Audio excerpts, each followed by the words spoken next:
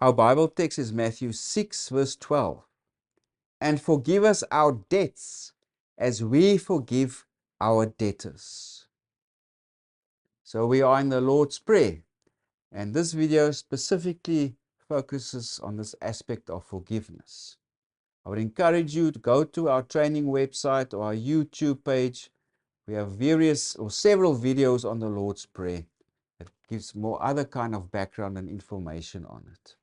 But today we look at the issue of forgiveness. Specifically, we need to understand the cultural background of this petition. And forgive us our debts as we forgive our debtors. If you look at the Lord's Prayer in Luke's Gospel, like the original early manuscripts, it speaks of sins. Forgive us our sins. So there are various synonyms that also Matthew uses for this idea of sin. There's debts or debt, sin, trespasses or wrongdoing. And also understand that Jesus spoke Aramaic. And the Aramaic word for debt, chovah, it can mean both debt and sin. That was the language, the metaphor, the grammatical landscape of first century Aramaic. So the word can mean debt or sin, the underlying Aramaic word. That's one important aspect to realize, this Aramaic background of the word debt, which can also mean sin. Another important aspect is that the imagery here is that if you've sinned, you owe a debt to God. In other words, you must pay him something. That's the imagery. Of course, Luke uses sin because that imagery doesn't normally work in a Gentile context. But in a Jewish context, in the first century, the metaphor, the imagery was if you sin, if you break the covenant, you are liable to God. You must repay the debt. As it is seen as a debt that you must now somehow pay to God. Not literally something, it's a metaphor. And in the first century, there was lots of debt slavery.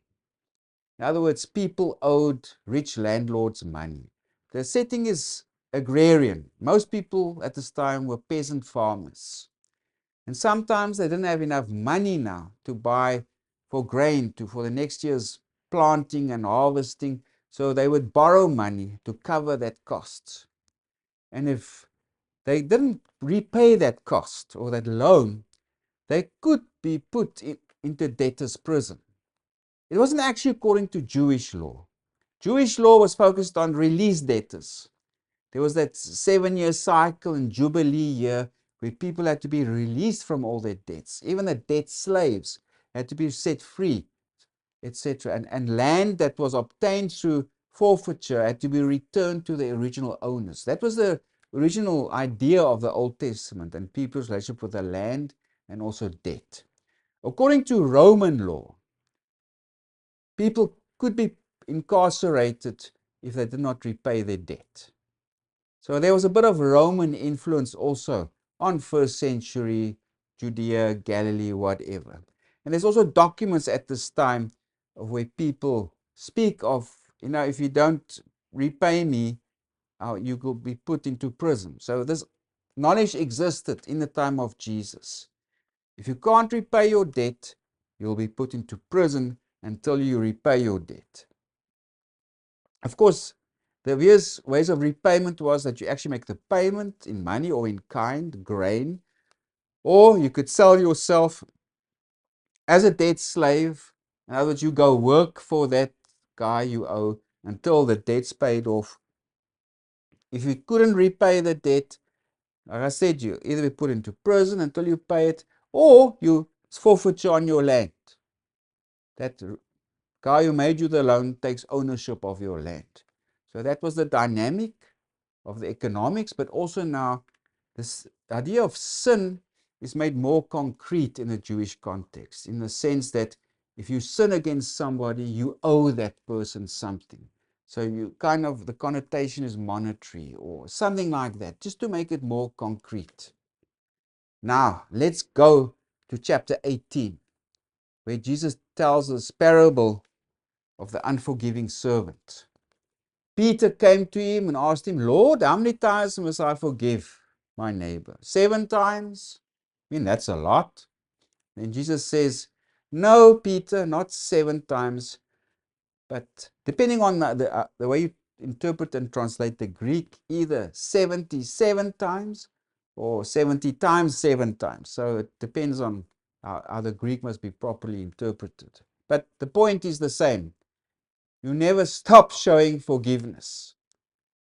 And then Jesus goes on to give this parable of the unforgiving servant. Let's go to verse 23, where this parable begins. Therefore, the kingdom of heaven is like a certain king who wanted to settle accounts with his servants. And then, as the parable goes on, it's about this one servant that owes him 10,000 talents.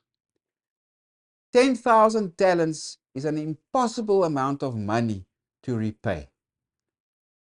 What that equates to is about 60 million denarii. And the average person earned about a denarii a day. So we're speaking of 60 million work days that you have to work just to repay that debt. So that's the equivalent of about 200,000 years you'll have to work. So if that's a 300-day work year, if you take in the Sabbath, all those other things into account. So 10,000 talents is about 60 million denarii. But for 60 million days, you must do work for a denarii pay a day to repay that. So it's an impossible amount to repay. But the parable continues, but as he was not able to pay, his master commanded that he be sold with his wife and children and all that he had, and that payment be made. So here, the slave owes that money to the king, to the master. Remember the analogy here is sin. If you sin against somebody, you owe that person in a way. But the servant therefore fell down before him, saying, Master, have patience with me, and I will pay you all. Of course, that's nonsense. How's he going to repay it? It's an impossible amount of money to repay, and the king knows it. But the king is gracious anyway. If you go read verse 27. Then the master of that servant was moved with compassion, released him, and forgave him the debt. In other words, his debt is cancelled. He doesn't have to pay those 10,000 talents anymore. This parable goes on, of course, where there's 100 denarii, just 100 days of work that somebody owed the servant. And then he refused to forgive him or to let that debt go. And then the king heard about this, of course, and then he became angry and he recalled the servant whom he forgave the debt. Then the master, after he had called him, said to him, You wicked servant, I forgave you all that debt because you begged me.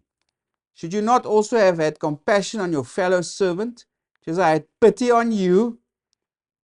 And then this carries on. And his master was angry and delivered him to the torturers until he should pay all that was due to him. So he was released from the debt, and the master again now put him in the debtor's prison. And like if he earns a denarii a day, he would have to be there tortured for 60 million days, proverbially speaking, or whatever, to repay the money. So it's interesting. He was free, but because he wasn't willing to forgive, the king put him in the debtor's prison again. And there's the moral of the story that Jesus concludes in verse 35. So my heavenly Father also will do to you if each of you from his heart does not forgive his brother his trespasses. Very important lesson. God's forgiveness of us is here dependent on how we forgive, our willingness to forgive our brother, our sister, whoever. Because the big idea is that we already fall under God's grace. We have already received forgiveness in a way. And it was specifically brought by Jesus. Right through his sacrifice on the cross, his testimony, his ministry, his witness, his life, everything was about God bestowing grace and forgiveness. That all that we owe God in that way could be cancelled. That's why also Jesus speaks of him being a ransom. A ransom is a fee, a payment, a manumission fee. Of course, it's a metaphor. It's Jesus pays what we owe to God in a way. Basically, what it means is we receive forgiveness. So we don't have to pay God in a way. Jesus says this if we go to Matthew 20, verse 28. The context is there where the brothers, James and John, they wanted those special places with Jesus, or their mother here specifically asked Jesus. And then Jesus also tells them, sorry, you don't know what you're asking, but also your attitude is wrong about this. Because, of course, the other disciples heard it.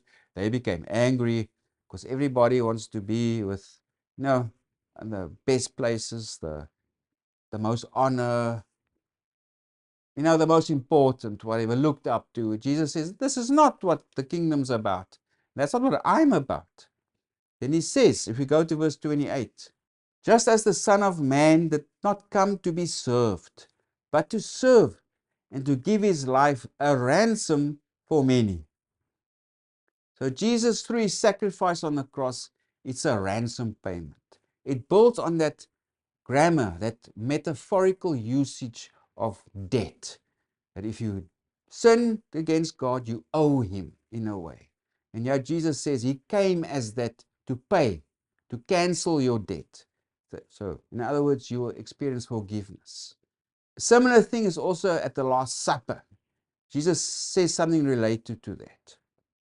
If we go to chapter 26, verse 28, Jesus says, therefore, this is my blood of the new covenant, which is shed for many for the remission of sins, or the forgiveness of sins, the cancellation or the release of sins.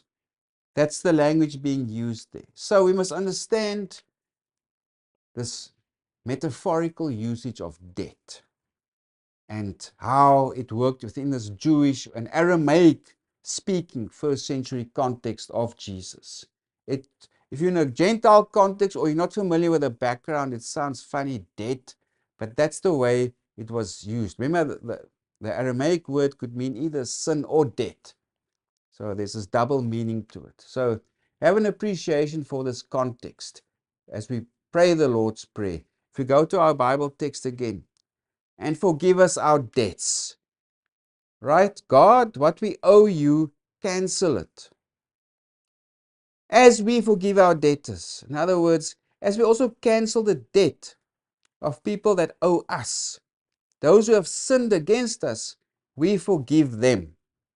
And forgive us our debts as we forgive our debtors. The symbolic language about this is that we, in a way, are in a debtor's prison. We are debtors to God. We are, in a way, imprisoned because we can't repay it in a way. But then Jesus came also through God's grace, and we are released of that debt. And here we find a similar message. As we have forgiven our debtors, forgive us our debts. In other words, it's preconditioned here that we are willing to forgive others. Because Matthew makes this conclusion straight after the Lord's Prayer. If we go to verses 14 to 15, he says, for if you forgive men their trespasses, your heavenly Father will also forgive you. But if you do not forgive men their trespasses, neither will your Father forgive your trespasses. So remember these various synonymous terms: sin, debt, trespasses, wrongdoing. And this cultural background or grammar that was used in the first century Judea, etc., of where to sin against God was then, in a sense, to owe him. Then Jesus came, being this manumission fee, this ransom fee, that set us free from that obligation. so that we are forgiven. Like that parable of the unforgiving steward, the way God forgives. Also, the important lesson here is the enormity of God's grace. Those 10,000 talents that king forgives, symbolic of how enormous God's grace is. And we must just show, comparatively speaking, a little grace to those who have done wrong to us. We must set them free from their debt they owe to us. In other words, we must forgive them. In the same way, our Heavenly Father will forgive us.